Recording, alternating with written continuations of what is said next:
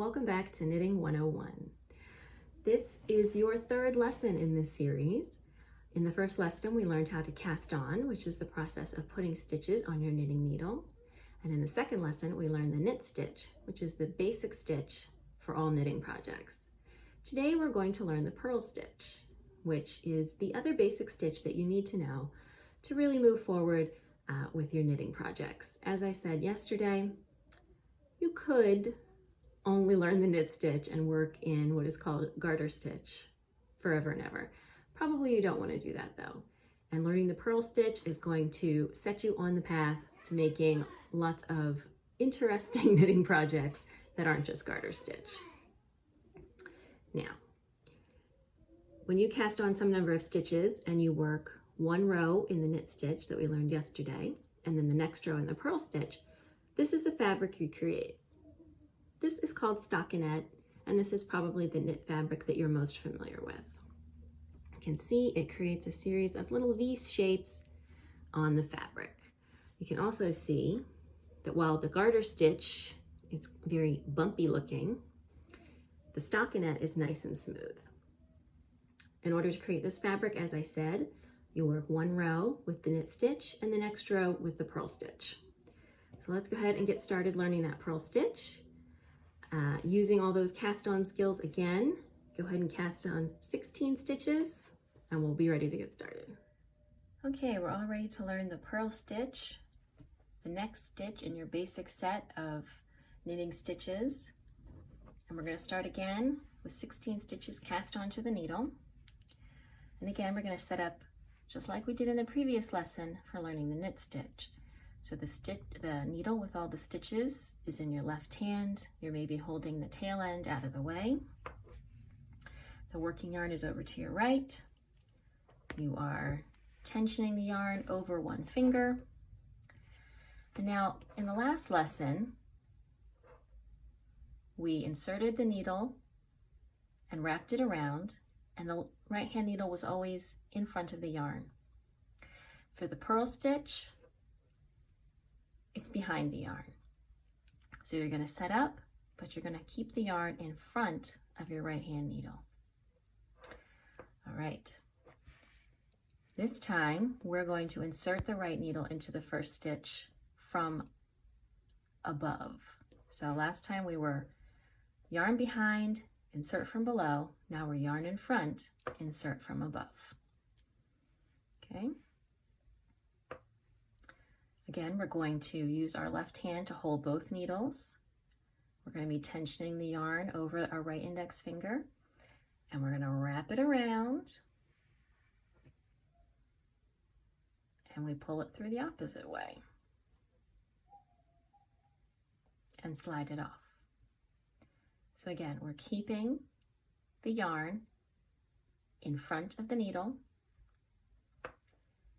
We're inserting the needle into this first stitch from above and moving downward this time. We're wrapping the yarn around the needle and then pulling it through sort of what looks like the back of the stitch toward the back, and then slide the stitch off the needle. So insert, wrap around, pull through toward the back, and slide off. This is the purl stitch. Working all purl stitches, row after row, is going to give you what's called reverse stockinette, which means it's sort of the opposite of working one knit row alternated with one purl row. However, most knitters will tell you that they much prefer to work the knit stitch. So rather than working every row in purl, you're going to combine your knit and purl rows to create stockinette. So let's go ahead and purl to the end of this row.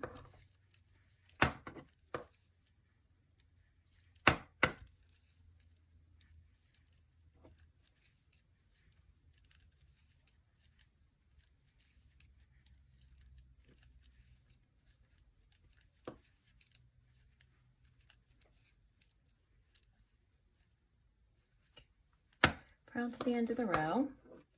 And we're going to do what we did yesterday, which is to pass now the needle that has all the stitches to our left hand and the empty needle to our right hand.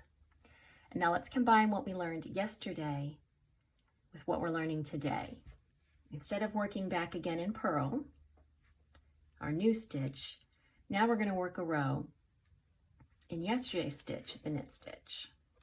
So, remember, this time we're inserting the needle from below. The yarn is behind the needle.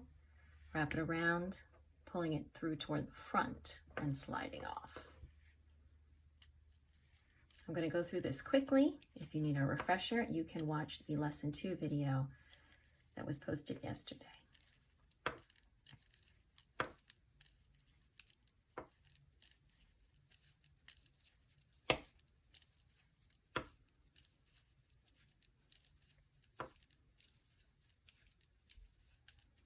Okay, so I've worked to the end of the row, and what you can see is instead of those ridges with the bumps, we're creating this fabric with the little V stitches that you're more familiar with.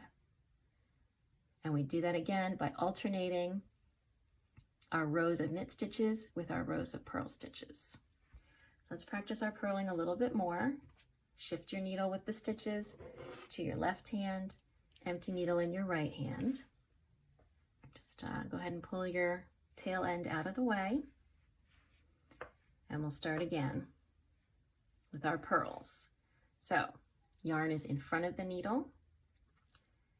We insert into the first stitch from above, wrap around, pull through toward the back, and slide off the needle.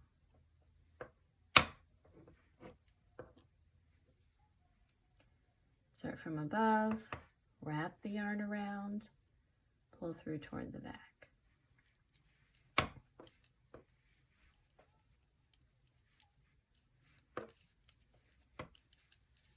Now the fabric that you are seeing on this side is the reverse stockinette. It basically just means the back side of stockinette. And again, you could create this by working all purl rows, which would give you the same thing on the front, the stockinette, but most people much prefer working the knit stitch, and the tension of the fabric also ends up being different if you are working all purls. All right, so we're purling to the end of the row. Okay. Set it aside again.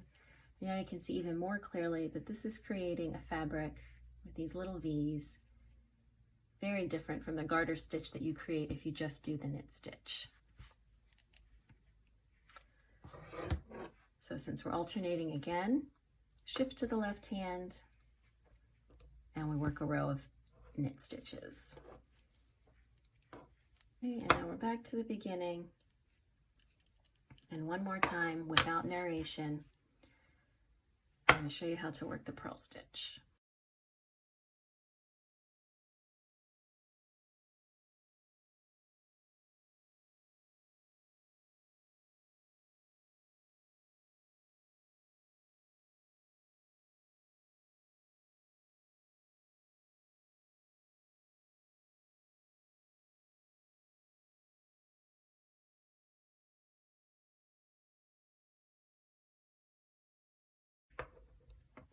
And that's it. Now you know the 2 basic stitches, and you are ready to start some knitting projects.